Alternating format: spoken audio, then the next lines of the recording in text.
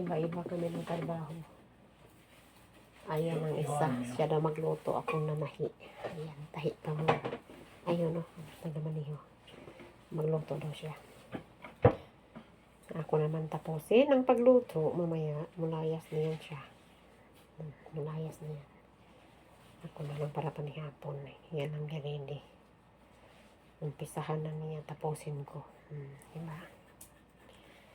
Yan lang. Banat lang.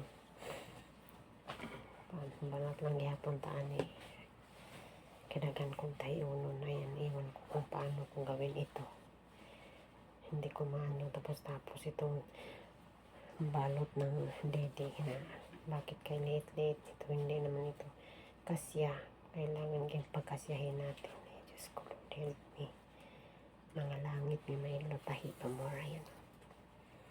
Tahi ako. Luto siya. Ayan ba? Ayan. Tahi ako. Luto siya. Di ba? Ayan.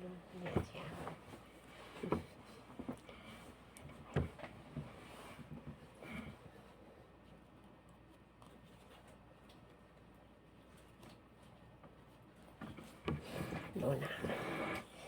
Muna ang trabaho. Muna.